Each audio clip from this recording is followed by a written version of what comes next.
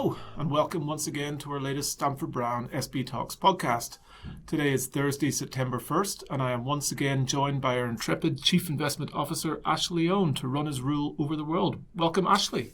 Welcome, Vinny, and to all of you out in the big bad world out there. Welcome. Now, Ashley, August has ended on a bit of a low note. So for the last week, following Jay Powell's comments at the Jackson Hole Symposium, where he's to a degree reiterated his previous stance on doing what they need to do to get inflation under control, but equity markets certainly have taken that news negatively. Yes, August was starting out to be a good month. Mind you, 2022 has been pretty much every asset class. Difficult year, for a whole lot of reasons. But August started, we've had for the last sort of year-ish, we've had this debate between investors around the world are trying to decide whether central banks, having woken up, sort of woken up enough in order to get inflation under control, and how far they'd go and how hard they'd go. So they were late to the starting line. Well, they were asleep 3 suburbs back from the starting line, and they're still sort of just feeling around groggy, dude, where's my car, sort of thing. So if you look at the last few months, July was a great month. Everything was up, 5 or 10% around the world. Bonds had a good month. Shares had a good month. August started off well, and the idea being that the Fed would give up too early and start to feel the heat from unemployment rising and political heat. Not have the courage of their convictions. Either not have the courage or to give up early and at least maybe allow higher inflation for a while, rather than try and get it back to 1 or 2%, or in the case of Australia, get it back to 2 to 3%. They would say, well, we introduced this policy about a year ago saying their averaging rate, so they could actually let it run above that for a while, some unspecified amount of time before. Now, of course, the more you do that, the harder it is to get it back. So either they would give up for just haven't got the guts to do it, or they would be successful in engineering a soft landing. Either of those the two. Holy Grail. Yes, either completely impossible, but either of those two are quite bullish for share markets, because share markets in general are not interested in anything beyond the next quarter. So even though higher inflation for longer is very, very bad for a whole lot of parts of the economy, including share markets long term or medium term, that would take the pressure off share prices in the short term, and they might bubble. And the tech bubble would increase, would be reflated. Yeah, things like technology definitely had a very strong run from sort of late June through to mid-August. Yes, and they've come off heavily again this last month. So early August was a case of investors saying, well, the Fed will either go lazy or go slow or give up early, which is good for share markets in the short term. So shares rose across the world, doing quite well. And then middle of the month, the last half of August it's tipped the other way, and they're saying, well, now hang on, Powell and many other central banks are saying, well, they'll actually start to get serious and not give in the sign of first unemployment rises. So in the Jackson Hole meeting, which is sort of a central bank powwow they hold at the end of August each year, have done for decades, he made some quite bearish statements to say that we're going to... Now, the purpose of rate rises is to take money out of your pocket. You've got to pay more on your mortgage, more in interest rates, and therefore they take money out of your pocket to spend on other things, discretionary spending, which reduces demand, reduces employment, reduces costs, and reduces the inflation number.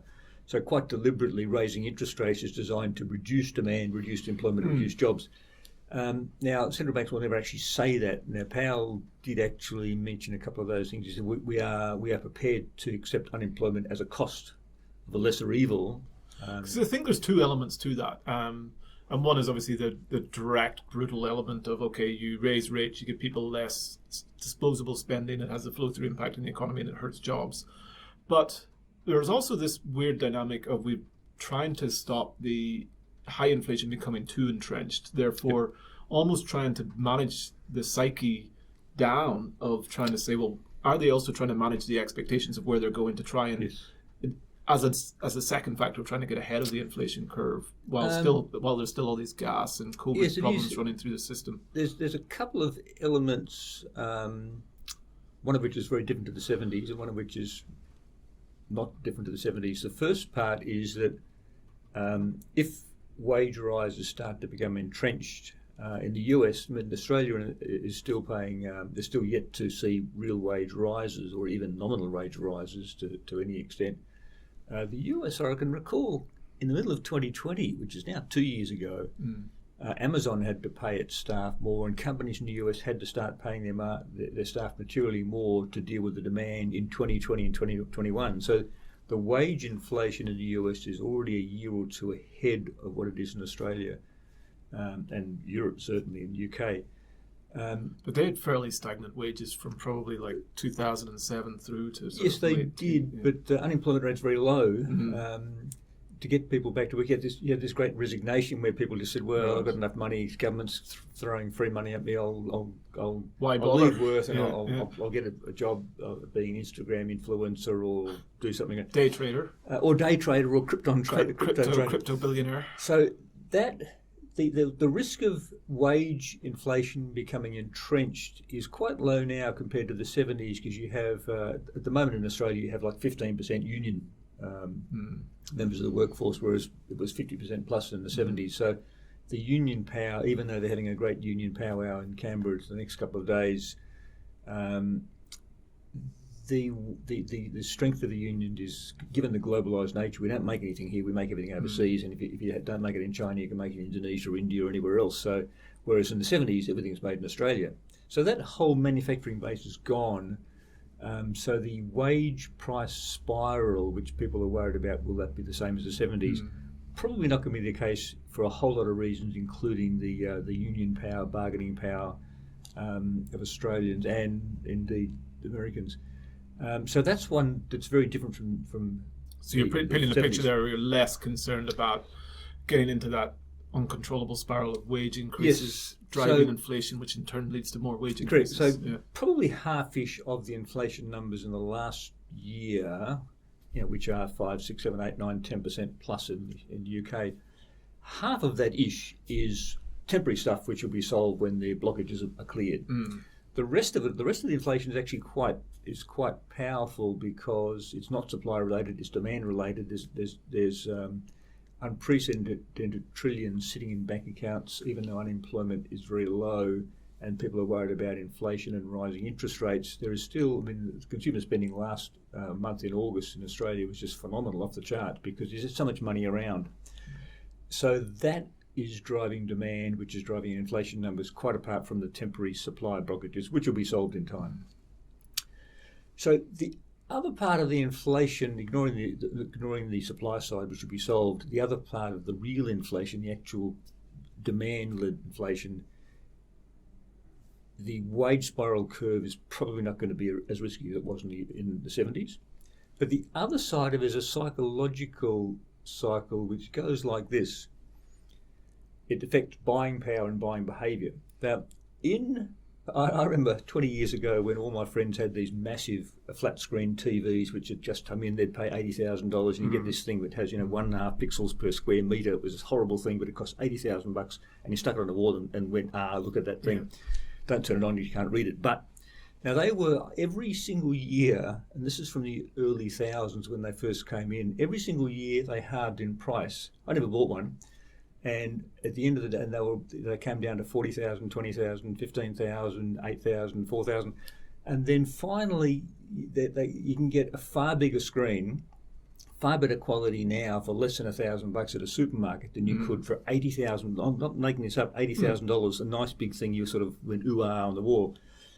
Now, the fact that prices were falling rapidly meant that people like me were saying, I'll just wait. Don't need to buy it, I'll just wait. And if you look at all electronic equipment, my first laptop in early 2000 was a Toshiba thing. It was the size of this table.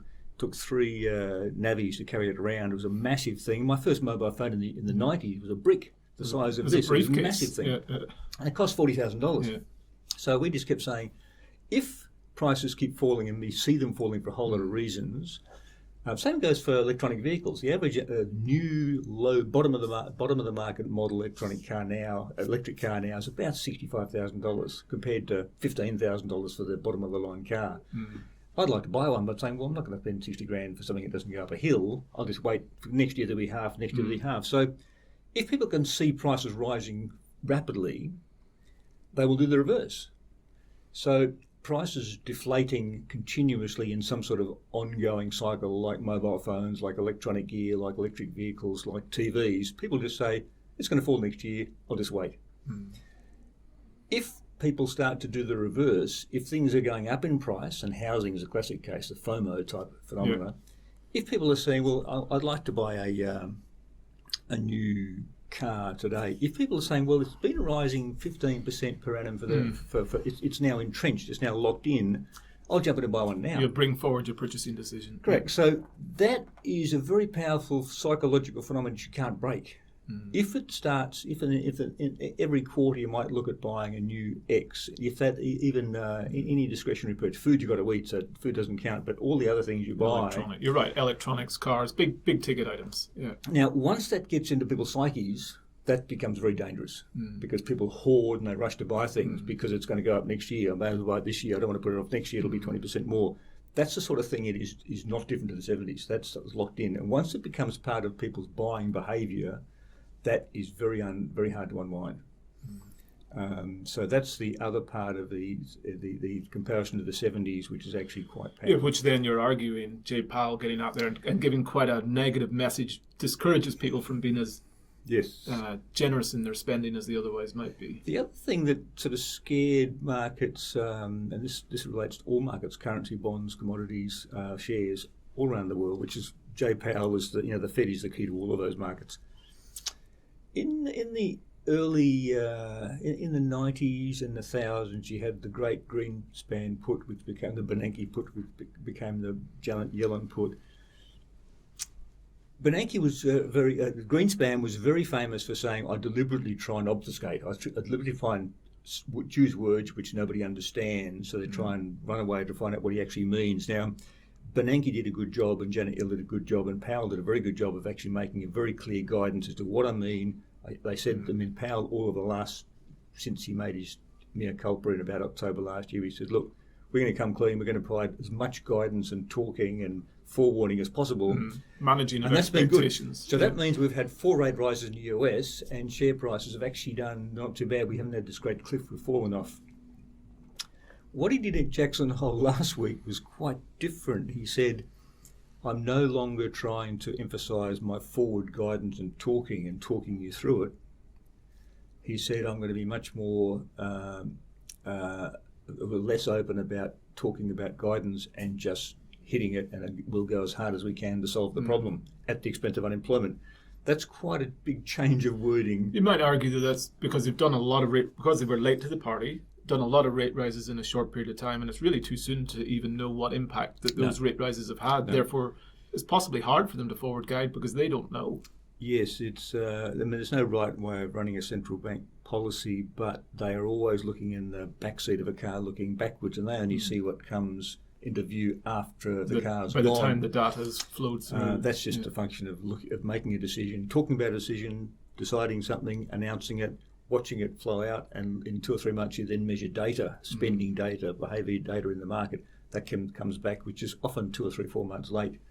And then you make a decision about the next one. Meanwhile, it's moved on 6 months. So that's hard. There's no right answer to how to do that correctly. In inflation numbers in Australia, we've got a quarterly cycle, which is very unusual. Most countries are monthly cycles. There's a lot of data now. You can look at daily online sales. You can look at literally things within a day or day to day and get a pretty good picture of inflation. Now, they don't do that. So RBA's took at this quarterly cycle, and they're now debating whether they can move to a monthly cycle. Meanwhile, investors like us are looking forward. They're looking backwards like 3 months and 3 months before they get it. So it's hard. There's a great disconnect between policy action and feedback and the decision. Meanwhile, share markets are looking and what ahead. Markets are doing, and Europe's in obviously a much messier situation because of energy prices and gas, Russian gas supply more than anything else, such that some of the banks have come out. I think Citi predicting potential UK inflation to hit sort of mid-teens, Could be. mid to high teens. Well, it's early already next above year. 10 now. Now, a lot of that is in, say, energy prices, which is a big part of inflation numbers, and food prices. But even if you strip out inflation in food, which will come down, and therefore the inflation number will be negative in some cases. If you look at, for example, in 1951, Australian inflation was 25% because of the Korean War inflation, but in 1952 it was minus 25% or minus 10%. So the inflation can be very negative. It doesn't matter. It basically means the hump in the road's come off and we're now back to a straight line. So it's more about the price of goods and services rather than the price change last quarter. So we take, I guess, that situation, the outlook that we have for the world, and there's still obviously many question marks around where we're going to with inflation and interest rates. How is that then reflected in our portfolios? The end of quarter came and went. We've done a rebalance, a repositioning of the discretionary portfolios. Do you want to take us through how that's played out and how we have the portfolios positioned currently? Yes, so we have remained, the broad positioning is the same, and that is we are pretty much neutral on the growth defensive mix. And those two words, growth defensive, mean a whole lot of different things. Growth assets are down this year, but defensive assets are also down. So how can defensive be down? So just for convenience sake, we call them growth and defensive. Let's call it the traditional. Traditional. Well, basically, growth assets are assets in which you own an equity interest in it. You're actually a part owner of something, be it real estate or a business or company. Defensive assets typically are debt interests. Growth assets, you've got upside, plus you've also got downside and volatility. Defensive assets, you've got a debt. A bank deposit is a debt to the bank. The chance of the bank not paying you back is extremely low or nil. But corporate debt has a tiny element of loss. But the problem with debt is, being defensive, there's no upside. And there's no inflation hedge. There's no growth in the income or the capital, but at least you get your money back in almost all cases, and you get a fixed coupon, a fixed interest rate or whatever, or fixed.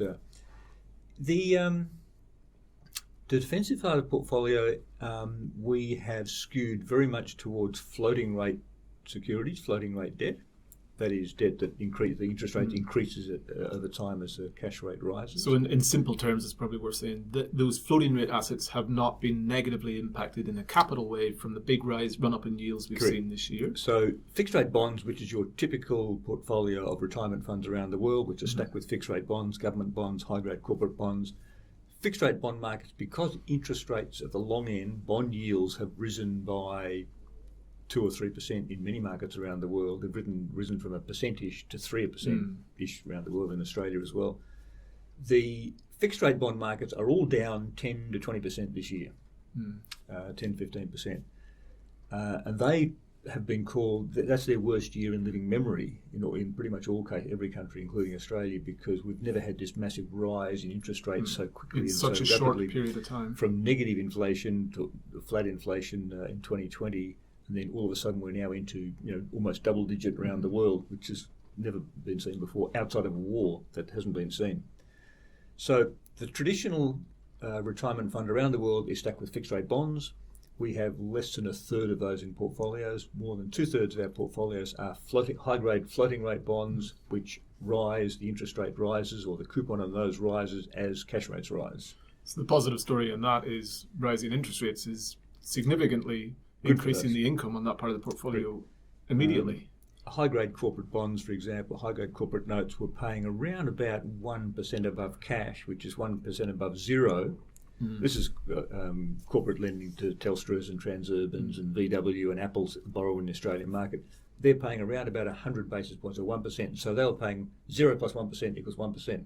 Better than a TD, which was paying nil. Yeah. Those same securities now, because they're tied to the floating rate, the short-term cash rates, those same securities now are paying 4%. So if you look back to 15 years ago, you could get a bank TD for 4%, 5-6%. Then for many years, you get only 1% or less. Now bank TDs are paying 2 and 3% for a reason, 2 or 3 years term, which is better. So 2/3 of our defensive side of the portfolio, more than 2/3, is in high-grade floating rate securities, which rise. The income in those rises when interest rates rise in the market. And more significant changes on the growth side of the portfolio. So take us through those. Yeah, so the growth side of the portfolio is the side that's more volatile because it has growth assets, shares primarily, in companies, and they have inflation protection. So we looked at many periods of inflation over the last century, literally in Australia for Australian shareholders, including global shares, US shares, and we found a couple of years ago that the best performing assets through inflationary periods is still company shares, a diversified mix of company shares, because they, and also real estate, because they can pass on their increases in market rates through to higher rents and higher prices. So they're actually not a broad spread of shares is better inflation hedge than pretty much any other asset, including precious metals. So we still like the idea of good quality shares in a portfolio when heading into an inflationary environment, because they've got the ability to pass on.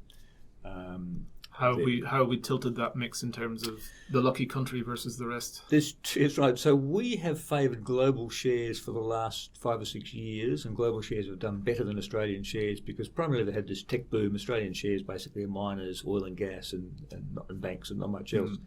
I'm exaggerating, but it's a very skewed mix in Australia. So global shares had the great growth. Now that growth is undone. It's come undone because the tech stock fluff is now gone or in the middle of going. So we have moved our bias back towards Australian shares. We haven't had any new active managers. We're still happy with the active managers we have in the share portfolio at the moment in Australia. We're looking at that right now, so we might change one or two in the next few months. Global shares, we have made some changes. We've diversified the allocation across more active strategies, and we're using more active management and taking some money out of the passive strategies and putting it in more active managers. So how are we implementing that? What are talk us through a few of the key allocations there? Removing one active share fund globally, which is the Magellan Fund, which has been in our watch list been under review for about 6 months. We have replaced that and we've also taken money out of passive holdings, and we've added 4 new funds. Right. And these were covered in some detail in our monthly report, and we're talking about them again in the current monthly report, which will come out Monday next week. The 4 share funds are active. One of those is a firm called Antipodes, which is an Australian-based global fund manager. Very good, strong record. They're a value style manager. Yeah. So explain to the average listener what a value manager means.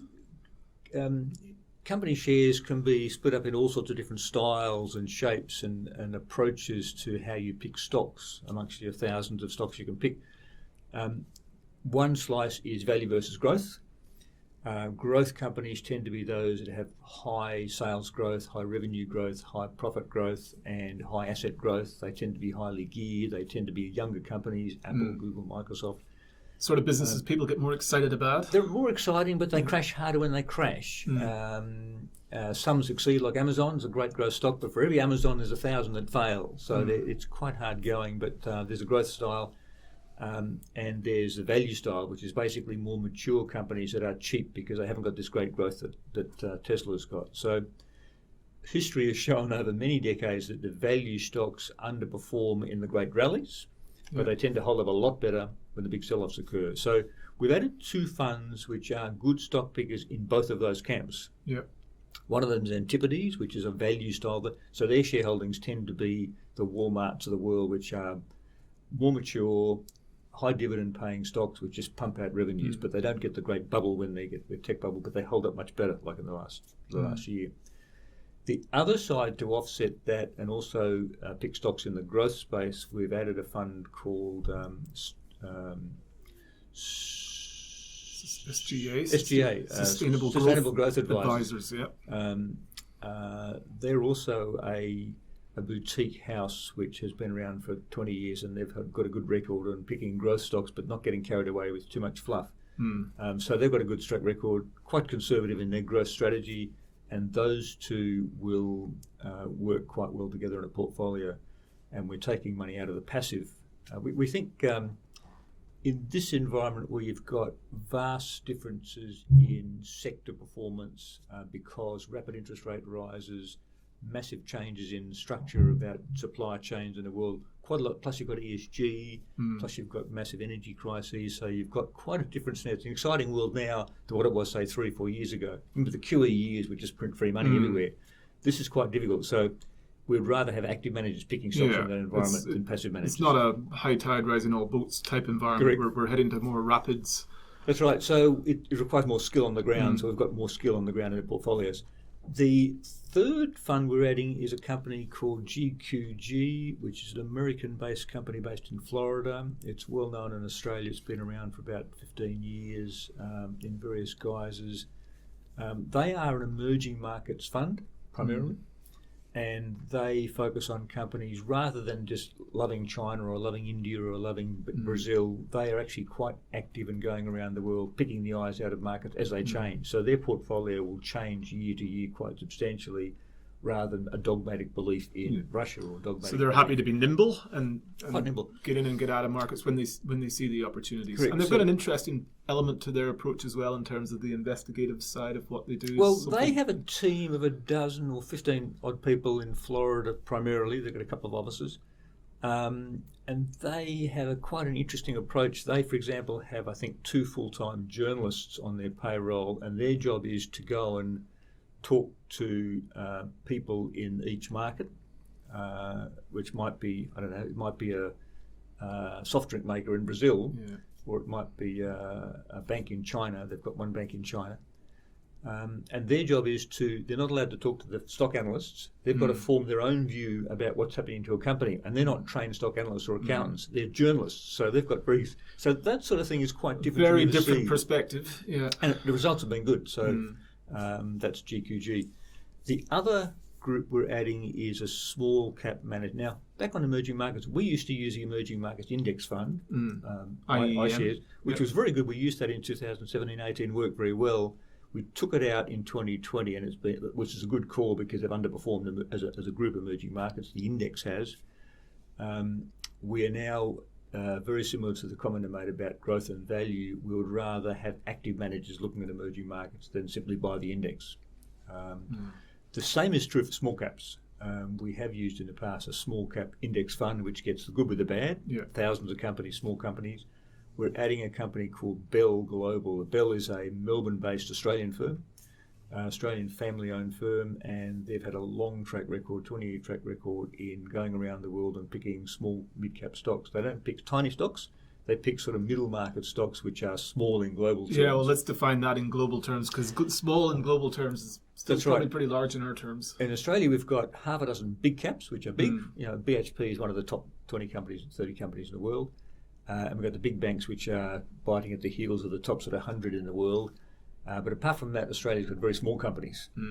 Most of the sort of mid-sized companies in Australia, we call mid-sized companies, would be very small caps globally.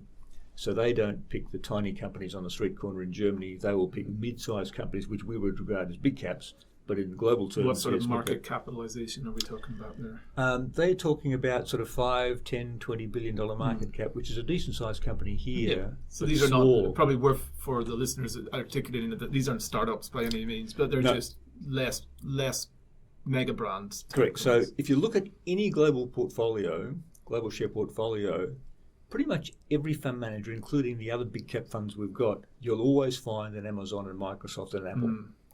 Facebook, they are big companies and they dominate. They're worth sort of $500 billion or more, which is a lot of money. Yeah. And it's very hard for them not to have at least some of those because they'll start to get tracking error and they'll start to underperform when they rally and vice versa. The Bell Global strategy says we don't want any of those. We will pick the next tier down, which are below the radar. And if you look at the page of their top 20 holdings, which we did the other day again, I only recognise one name, and the rest are just boring companies that get on with their business and they just churn out cash without being part of the whole Tesla sort of story. So we like them. They've had a good track record, and they're called Bell, and they'll be in portfolios from last week, this week onwards. So it's quite a big change to the global shares. So really, Magellan gone, reduction in passive, and then a few different levers in terms of how we aim to get the outcomes there. And but the overall less in global. Great. So a bit less in global, 4 or 5% less in global, and we're topping up on Australia, active managers, so that evens out the balance more, a bit more Australia, a bit less global. And we've got a bit of global listed infrastructure, and then some alternatives as well. So talk to those. We're adding a fund called Atlas Infrastructure, which is an Australian-based firm. They own infrastructure assets all over the world via listed stocks. So we've used infrastructure in portfolios up to the last couple of years, but Atlas beats those on most of the metrics. They come in better performance and more sustainable performance than the other two managers we've used in the past. So that's Atlas. That's on 4 or 5% of portfolios, and that will increase the inflation protection because infrastructure assets are ports, airports, toll roads, etc., which have an inflation element in their cash flows. So most of those, 80% of those, are regulated cash flows. So higher CPI, flows through to their pricing, and therefore that's right. protected. So you've got bit higher income than shares, and a bit more stable income, and a bit more inflation protected income. So that will, and also reduce the volatility of portfolio. So that plays into the theme of, we know inflation is rising. How do we pick assets which are better placed to do well in rising inflation environments? And in the growth asset sphere, one new alternative in the PIMCO Trends Fund. Yes, we use PIMCO. PIMCO is a global asset manager. It's been around for traditionally in the years. Fixed income bond space. Traditionally bonds. They're based in California, Southern California, Newport Beach. We use one of their funds in the defensive side of the portfolio, which is we have very little Aussie bonds in our portfolio, but we use a PIMCO Aussie Bond Fund. We've picked the second bond, so you'll see PIMCO twice on your statement. That's called Trends, which is like it's a futures trading fund, which is not as volatile as shares, but it is completely unrelated to how shares perform. In the COVID sell-off, it was up 15%, and it was sort of flat for the rest of the year. In the sell-off early this year, it's done very well. So it's got the part of the volatility of shares, but its returns are completely unrelated to how share returns look. So it's a skill-based strategy based on managed futures, and it's based on about 20 different asset classes: commodities, bonds, interest rates, shares, options. They use quite a lot of things in the portfolio. They're very active, but it tends to behave quite well when shares don't do well and bonds don't do well. When volatility is escalated in the portfolio. So you're adding essentially potentially another bumper bar to the portfolio. Yes, that's right. So that will you look at the portfolio and the shares will be up 5%, but that'll be down 3%, and you say, what am I doing with that? And the answer is it's designed to act as a bumper bar. If you're building a car, you don't want 4 engines and no brakes. So this is one of the brakes and bumper bars to offset the engines you're putting in the back. So it broadens the skill of managers in the portfolio and lowers the overall portfolio volatility. So as you called out, the recent quarterly report is probably an excellent resource for the listeners to go back to, read in more detail and understand the changes that have been made, how we're thinking about the world, and certainly talk it further through with your advisors. One last point I just want to touch on, we've sort of seen the latest CoreLogic property data come out, so we're down another couple of percent, I think, in Sydney for the last month. It's been an incredible run for the property market post the COVID lockdown. As you described, the FOMO frenzy was very significant, but we are now seeing the most significant increase in interest rates for a long period of time. What's your views in terms of how that might play out? Yes, it's housing. It's always hard to talk housing because you're arguing with 26 million experts. Housing is not really an investment asset. It's a lifestyle asset. You've got to live somewhere, so you buy a house or rent. 2/3 of us buy a house. So the fact that house prices are down 5% or 10% or 20%, unless I've got to sell, who cares? Yep. It means it's cheaper. Lower house prices are great because it's lower stamp duty, lower capital gains tax, and everyone's a winner with lower house prices. Except if you're a late to the party buyer with a lot of debt and you can't afford the rate rises. And there are a portion of people out there who bought late. They bought with very little debt, very little equity, borrowed 90% for a house worth $1 million, really only worth 800, but they paid $1 million because of the mad frenzy with free money a couple of years ago. So they've put in maybe 50,000, they've borrowed everything else on credit cards and who knows what. Now it's all of a sudden worth 900,000 or 800,000. So what? If they can afford the payments, it doesn't matter. Because probably it's going to be worth double that, 3 times that in 20 or 30 years' time. So as long as they can hang on to the payments, If they lose their job, that's a problem. I was going to say the key is just the broader employment levels in the economy, which for now, we've got the Job Summit on right now, and it's all about how do we increase supply of labour into the economy. Yes, so unemployment, job losses, mass job losses is what normally causes house falls to become a crisis. This happened in the 2006, 7, 8 period in the US and Europe and Ireland and Portugal and Spain, highly overgeared. Cheap money, which was then cheap money, which is thrown at people. Overdevelopment. For every bad borrower, there's a bad lender. People are buying things off the plan without looking at them. Overdevelopment. Now, in Australia, we have not seen mad lending yet. Plus, you've got unemployment extremely low. You can't. Anyone can get a job if they walk out the door in most industries, not all industries. So it's hard to see yet how the house price falls will translate into a mass default repossession wave, as happened in Europe and the US, but less so in Australia in 2008-9. But cash rates will rise. The RBA here yet to see whether it's got the same guts and determination that Powell says he has. How far, the question was always how far are rates going to rise. I've always said they're going to be 5 or 6%, which means mortgage rates are going to be 6, 7%. People were laughing at me 2 years ago. Now they're saying, oh, it's possible now. We're already at 2 or 3%. Probably, and of course, rates will rise until they have to stop because unemployment gets too high. Because there's lags in how things work. I can't see unemployment rising in Australia unless you get mass bankruptcies. Now in Australia it's unusual. The construction sector in Australia and renovation sector and building sector in Australia is actually a very big part of the economy and all the spin-off industries. So if you get housing slowdown in construction, which we're already seeing, that will cause a lot of building sites which are now being built. The tens of thousands of units being built now will be on the market in a year's time, 2 years' time. So ordinarily when borders are open, they're full within 6 months. Borders are now closed, so you're seeing units being completed and people can't get the money out of China. Or even if the borders are open, people are a bit more hesitant to come to this part of the world for fear of having a repeat of what we saw over the last couple of years. So we need immigration to get back to where it was, 150,000 people a year coming in to live. They all need a house to stay. They go into jobs. That creates its own demand. So it's quite difficult seeing Australia prospering without immigration. It's a core part of the Australian economic model. None of us. I look out the window, walk down the street. There's no Aboriginals anywhere. We've all come from somewhere else. First generation, second generation. So Australia's been built with foreign capital, with foreign people, and that's the model. And fortunately, every government since federation has been very pro-growth and very pro-immigration. I can't see that happening. COVID will come and go, but by and large, we need immigration to keep the engine of Australia going. Yeah, 100%. Well, as you called out, early next week we'll have your latest monthly report recapping markets to the end of August and your views of the world in a bit more detail around some of those portfolio adjustments. But for now, thank you very much, Ashley, and thank you to all our listeners.